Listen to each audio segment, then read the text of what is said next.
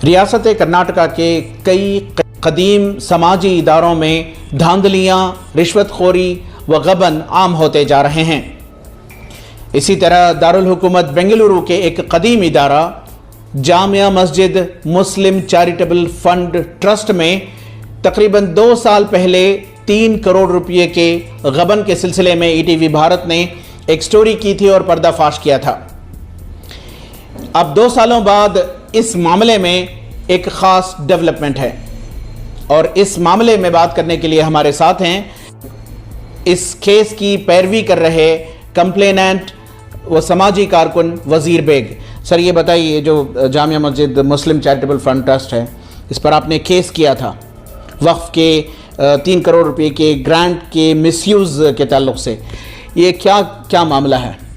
मैं आपको बताना चाहता हूं कि ये मेरे पास डॉक्यूमेंट है। जामिया मस्जिद मुस्लिम चैरिटेबल फंड ट्रस्ट के सेक्रेटरी उस वक्त के हुकूमत को लिखा था कि हमने बनी गुप्पा शिक्षा नगर में एक तालीमी इदारे की बिल्डिंग कंस्ट्रक्शन शुरू किया है जो ख़ास कर लड़कियों के लिए है और हमें 12.5 करोड़ का इसका बजट है। हमने 2 करोड़ 70 लाख रुपए खर्च किया है। अब 10 लाख की ज़रूरत है, दीजिए। हुकूमत ने कंसीडर करके 3 करोड़ रुपए जारी किए थे। वो पैसे जामिया मस्जिद मुस्लिम चैरिटेबल फंड को ट्रस्ट को दिए गए। मैं सबसे पहले ये एक बात बताना चाहता हूँ, ये एक डॉक्यूमेंट है। ये डॉक्यूमेंट में अकरम पाशा का ऑर्डर है, वो उसमें कंडीशन नंबर 4 में 1.5 करोड़ रुपए जारी करने के वक्त बताया गया है कि इसका पूरा खर्च होने के बाद दूसरा इंस्टॉलमेंट जारी किया जाएगा। तो उन्होंने पैसे रिलीज़ कर दिया। पैसे रिलीज़ करने के बाद जब जो आज मौजूदा सेक्रेटरी हैं उन्होंने एक लेटर लिखा कि वो पैसा दूसरा इंस्टॉलमेंट जारी किया जाए, तो ये उनका लेटर है। बग़ैर यूटिलाइजेशन सर्टिफिकेट के उन्होंने पैसा जारी कर दिया। और तीसरा भी इसी तरह किया गया। इस सिलसिले में मैंने गवर्नमेंट से शिकायत की और इलेक्ट्रॉनिक मीडिया और ईटीवी भारत में भी उसका ये स्टोरी आई थी। तो ईटीवी भारत के नुमाइंदे को उन्होंने एक फंक्शन में बुलाकर मस्जिद में बैठकर उनको धमकी देकर हज़म कर देने की धमकी दी थी जो मौजूदा सेक्रेटरी और एक ट्रस्टी मौजूदा सेक्रेटरी हमारे नूरुल अमीन साहब और एक ट्रस्टी डॉक्टर इमरान साहब ने धमकियां देते हुए मुझे गालियां दी हैं, शैतान, 4 बाप की औलाद, कमीना और उसके जोरों बच्चों को मैं पालूंगा, इस तरह के कई बातें की जो नूरुल अमीन साहब ने कहा था। और ये भी कहा गया है कि डॉक्टर इमरान ने उन्होंने ये कहा कि मेरी वजह से 30 करोड़ रुपए रुक गए हैं जो जामा मस्जिद को आने के थे। वो इस सिलसिले में मैंने जब्बार ने मुझे कम्युनिकेट किया था कि तुम्हारे बारे में ऐसे ख्यालात हैं और तुम रुश्वत लेके बोलते हैं करके बातें बताई थी। तो मैंने उनके रिकॉर्डिंग लेके कोर्ट में मुकदमा दायर किया और वो मुकदमा विटनेसों को सुनने के बाद मैजिस्ट्रेट ने काग्निजेंस लेते हुए उनको समन जारी किया है। अब देखें ट्रायल पे क्या होगा। और उन्होंने मैं नोटिस जारी किया था अपने वकील के थ्रू से, लीगल नोटिस से, तो उन्होंने साफ इनकार कर दिया कि आवाज़ें हमारी नहीं हैं करके। देखें कोर्ट में अगर वो मेरी आवाज़ नहीं है करके बोला तो मैं एफएसएल को भेजने का ये मुतालिबा करके कोर्ट से एफएसएल में उनकी आवाज़ क्या है करके बोल के उससे रिपोर्ट मंगाऊँगा मैं। कोर्ट ने समन भेजा है, अब उनको कोर्ट में हाजिर होना है। जो भी होगा देखा जाएगा। सच्चाई को आंच नहीं, कहते हैं ना, कानून के हाथ लंबे होते ही। अब ये 3 करोड़ रुपया का जो बिल्डिंग बनाने के लिए दे गए थे, वो बिल्डिंग कहाँ है ये बताओ आवाम के लिए।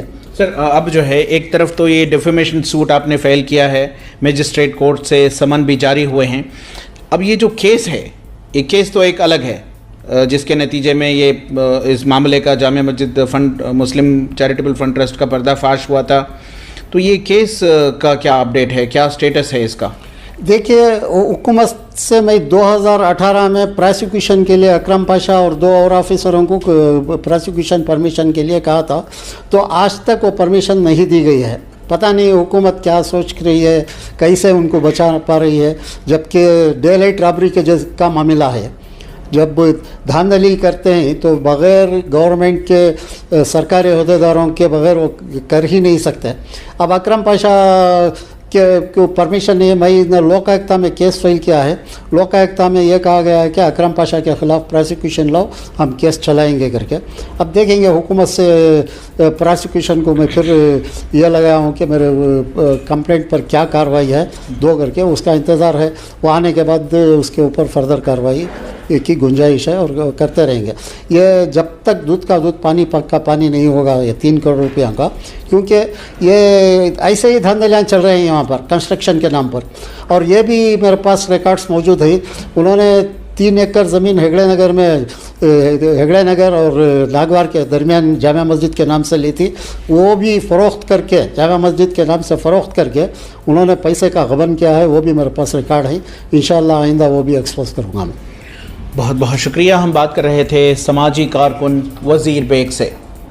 तकरीबन 2 साल पहले जब ETV भारत की जानिब से जामिया मस्जिद से मुंसलिक जामिया मस्जिद मुस्लिम चैरिटेबल फ़ंड ट्रस्ट की जानिब से 3 करोड़ रुपए के गबन की शिकायत आई थी तो उसका पर्दाफाश किया गया था।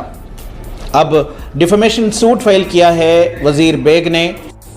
मजिस्ट्रेट कोर्ट की जानिब से अब समन्स जारी हुए हैं और केस शुरू होने वाला है। और दूसरी जानिब जो 3 करोड़ रुपए के गबन का मामला है, अब ये लोकायुक्त में पेंडिंग है। अब देखना यह होगा कि जामिया मस्जिद मुस्लिम चैरिटेबल फ़ंड ट्रस्ट, जो कि वक्फ बोर्ड का नोटिफाइड इदारा है, इसमें चल रही धांधलियाँ और वहाँ के सेक्रेटरी व दीगर अराकीन जो इनमें मुलव्विस होने के चार्जेस फेस कर रहे हैं, किस कदर जल्द इस ताल्लुक़ से फ़ैसले होंगे। रफ़ीक जब्बार, ETV भारत, बेंगलोर।